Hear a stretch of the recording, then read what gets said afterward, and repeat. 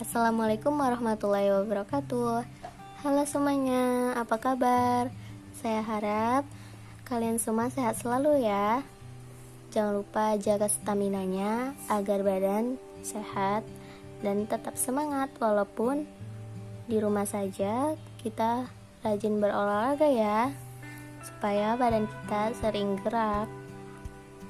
Walaupun banyak tugas, seperti kita yang mahasiswa ini banyak tugas, kuliahnya online, tapi kita tetap bisa menjaga daya tubuh kita sendiri. Oke. Pertama-tama, perkenalkan, nama saya Kumairah Praselia.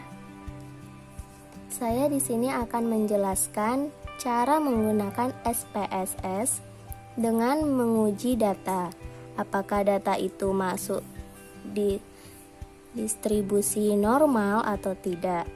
Di sini kita buat data bebas, mau model apa saja. Namun karena saya sudah punya data sendiri, jadi kita bisa lanjut ke slide yang berikutnya.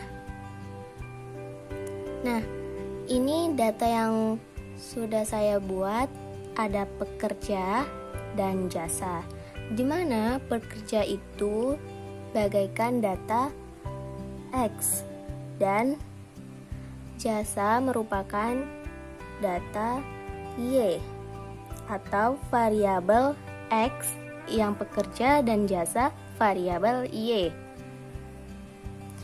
Nah, ini pertamanya kita copy saja angkanya. Nah, klik terus copy. Setelah itu kita masuk ke SPS. Nah, di sini kita tinggal paste deh yang tadi sudah kita copy. Pas atau udah paste tadi datanya, munculnya seperti ini. Untuk menghilangkan 0 di belakang koma ini, kita klik yang variabel view. Di namanya ini kita ubah sesuai data kita tadi. Yang mana yang pertama merupakan data X adalah pekerja.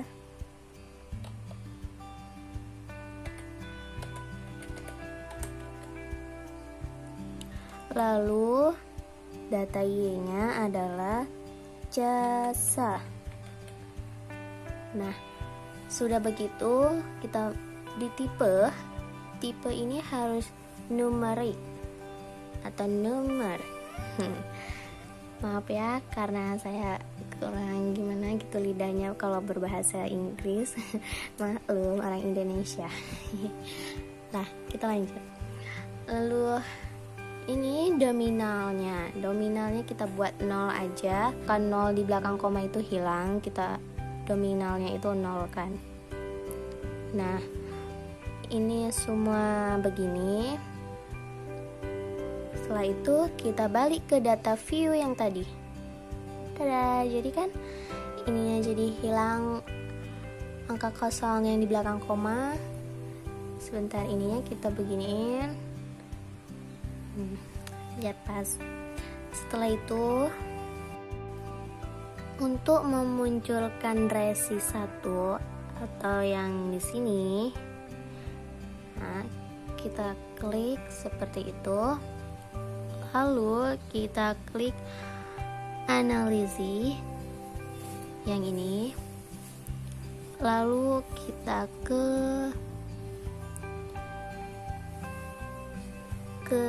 regression, lalu kita ke linear. Nah, nanti muncul seperti ini.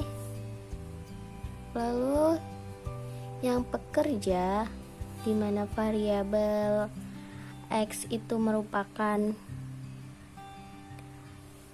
pekerja mempengaruhi, jadi masuknya di independent.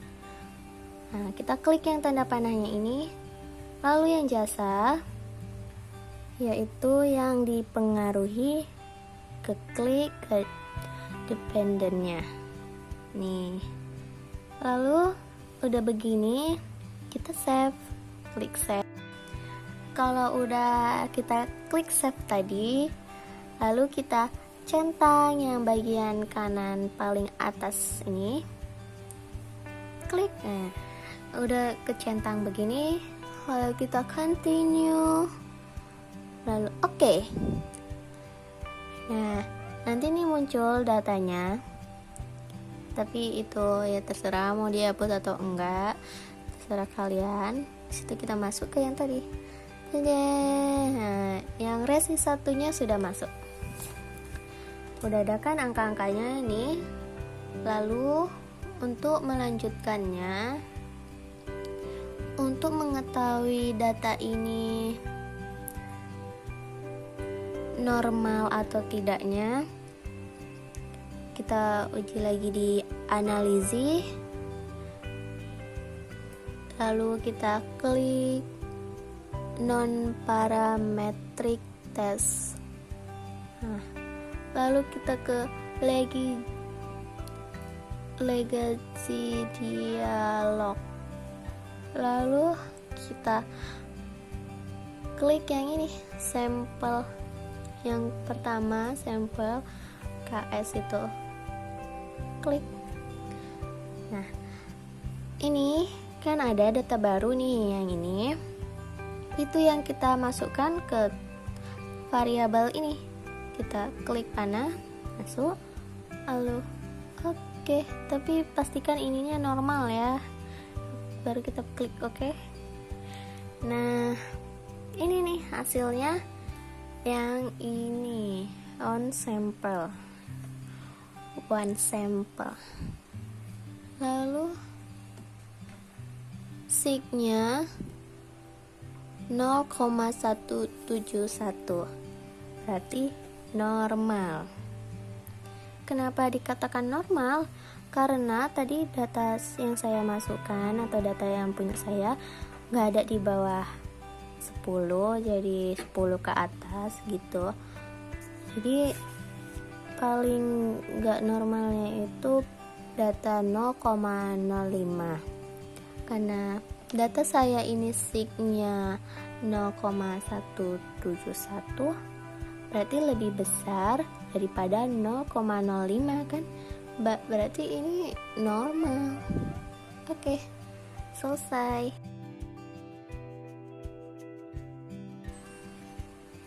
Nah, yang selanjutnya ini sama seperti yang pertama, dimana data yang tadi itu kita copy paste, lalu kita hilangi 02 di belakang koma itu. Setelah udah jadi seperti ini yang varian kesatunya ini seperti pertama, kita klik analisis, lalu regression, lalu linear. Nah, seperti tadi ya kan, di sini aturannya ada dua. Pekerja di bawah yang di bagian independennya dan jasa di dependennya, karena pekerja data X yang mempengaruhi dan jasa data Y yang dipengaruhi. Lalu udah begini, kita klik di statistiknya. Nah, ini harus dipastikan diklik dua ya, kanan kiri bagian atas kalau udah continue. Lalu yang bagian metodenya ini harus enter, jangan yang lain. Lalu kita ke option. Nah, dimana di option ini ada entry-nya 0,05. 0,5 ini adalah data yang alpha atau data yang tingkat kesalahannya antar error gitu. Nah, jadi ini udah benar, kita continue. Kalau sudah, kita oke. Nah, di sini kita akan keluar ada 4 tabel. Tabel 1, 2, 3, dan 4 paling akhir. Tabel yang pertama ini kita nggak pakai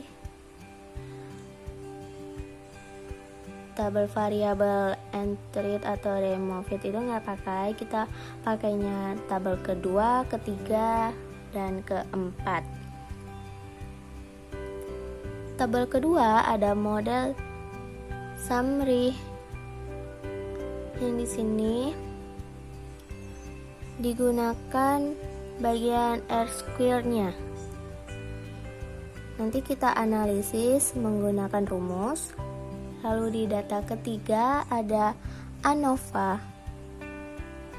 Di ANOVA ini kita lihat di bagian sig-nya. Di sini sig saya 0,08. Lalu kita lihat yang data terakhir, yaitu data keempat, ada koefisien.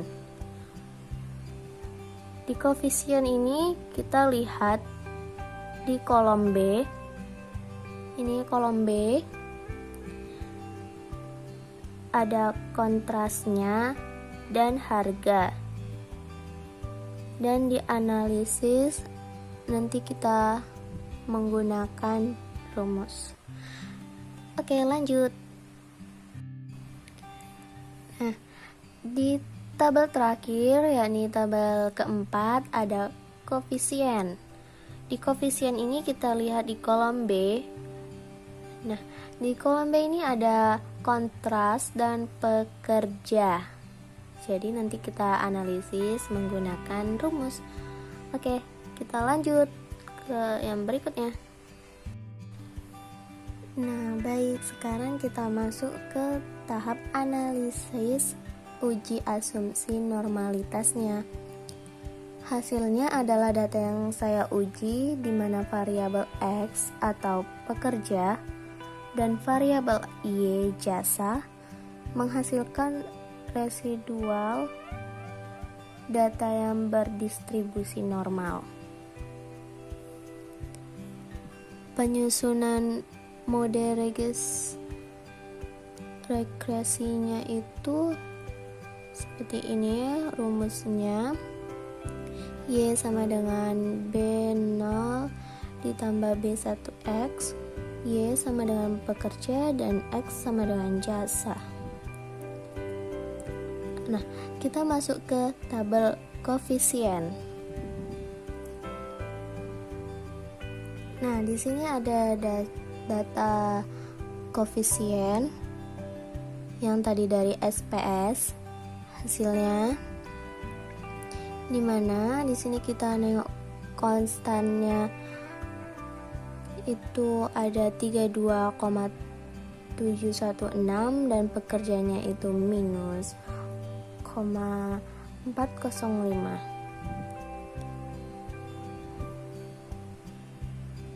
Jadi, tabel koefisien pada output SPSS menunjukkan hasilnya adalah konstan atau P0 sama dengan 32,716 dan jasa B1 sama dengan minus 405. Kemudian, masukkan pada rumus yang tadi di atas yang sudah kita buat, yaitu Y sama dengan B0 tambah B1X.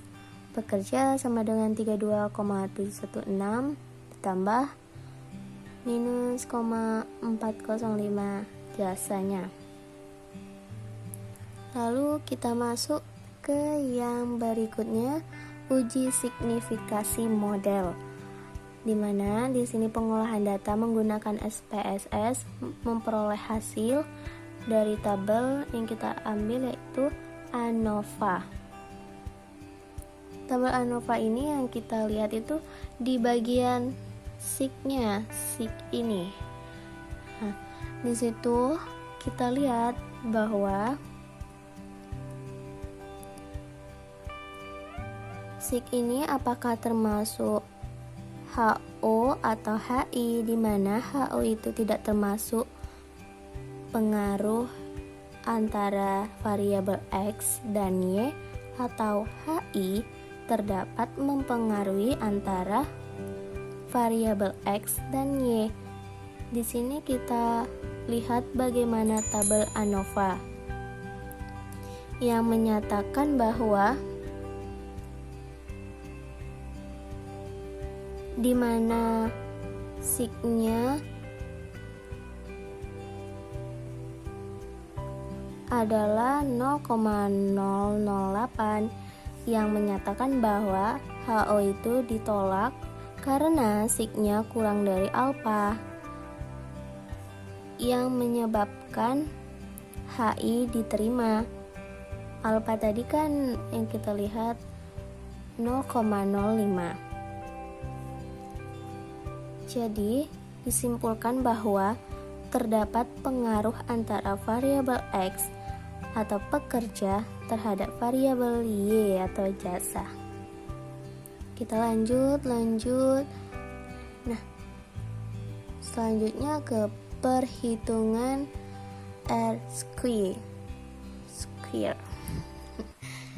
Nah, di perhitungan R-square ini kita ke tabel model summary, di mana kita lihat di model summary ini di R-square-nya ini. Data saya mempunyai 0,524. Jadi R-square-nya itu sama dengan 0,524 sama dengan 52,4, yang artinya bahwa faktor pekerja yang mempengaruhi faktor jasa sebesar 5,24% dan didapat dari R-square-nya tadi, sedangkan 47,6% itu sisanya dipengaruhi oleh faktor lain. 47,6% itu dihasilkan dari 100% dikurangi 52,4 dan hasilnya mempengaruhi faktor lain. Jadi maksudnya itu memasuki data HO.